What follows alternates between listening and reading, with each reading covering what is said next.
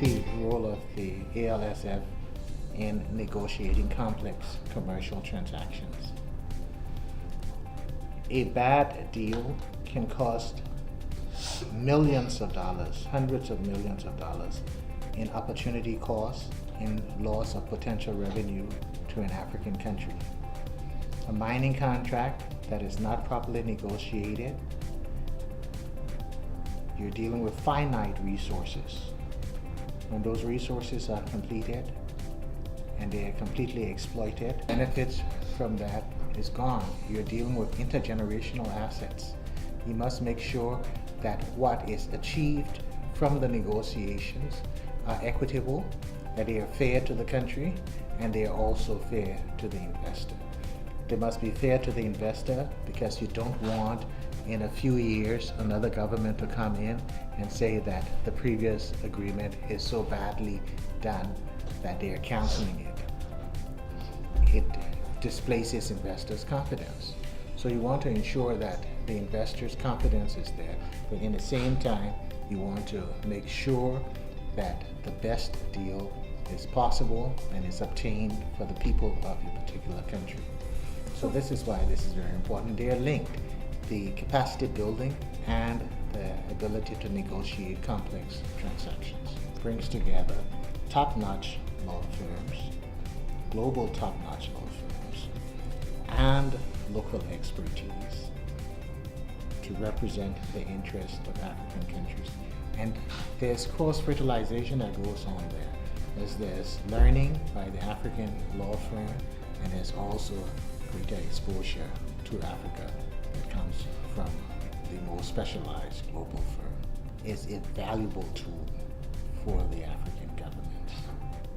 When you consider not only in terms of the savings that they've been able to make by protecting the wealth of the African countries, the mineral wealth of the African countries, when you consider all tens of millions of dollars they've been able to assist African countries recover ill-gotten wealth that was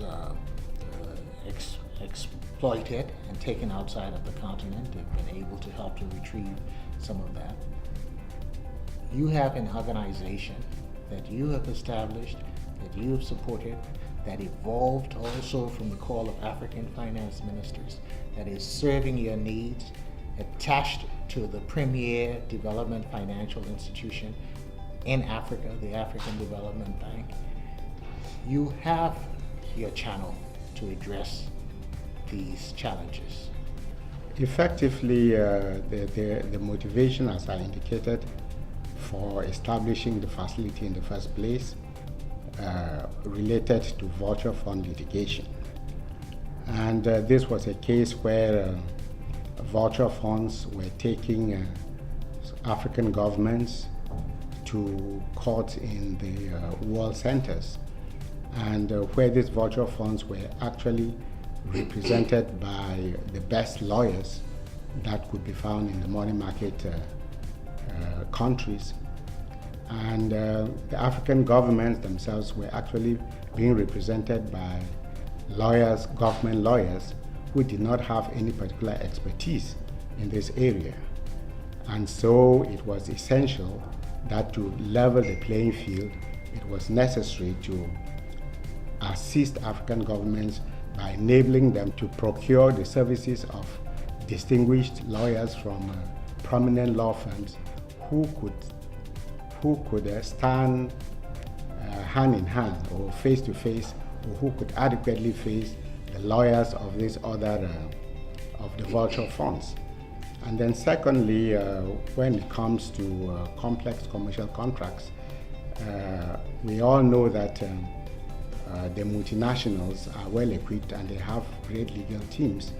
And when they are about to create partnerships or to invest in African countries, the contracts are often very complex, and the lawyers in most African countries lack the expertise. What the African Legal Support Facility aims to do is to fill in a gap for governments in Africa, for example, to negotiate out proper contracts for oil and gas exploration.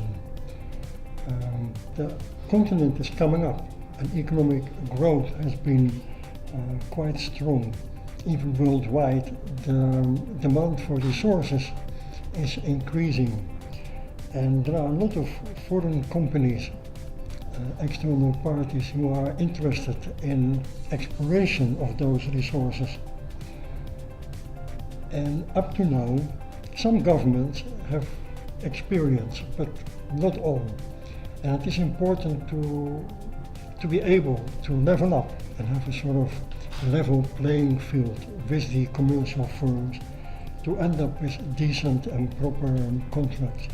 So the African Legal Support Facility particularly aims to strengthen and to enable governments themselves to come up with sensible contracts. It is good to have a separate facility which is trusted and which is really on the side of African governments. The objective of the facility was to achieve sustainable legal capacity, to fill in legal capacity gaps that exist in the African countries. But I think initially the focus was on the gaps with government lawyers. But as the facility has operated in Africa, it's also realized that this gap exists in the private sector as well. So the need for capacity achievement it's now not only to the government side, but also to the private side.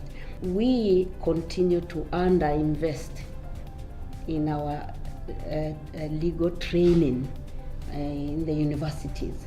So the growth of the economies of African countries and the demand of services and capacities for complex commercial contracts is growing every day, and this demand will continue. So I can see that the need for training will increase. Our own achievement can only be measured relatively. What is the advantage of trained legal personnel? The advantage is that you get properly balanced agreements. If you have an agreement that is lopsided because of incapacity on the side of government or incapacity on the side of the local lawyers who are supporting the investors coming out, is that when the project is at implementation stage, the weaknesses will come forth, and it creates costs. The demand is growing every year. The demand is growing because also Africa is rising. The economic capacity of Africa is growing. For large part of Africa, the conditions for business are more conducive than they were before, and therefore becomes more a destination for investors. With that also the complexity of the contracts that are to be negotiated. But also a growing economy means also more demand on infrastructure, energy and utilities, and that's where the complexity comes in.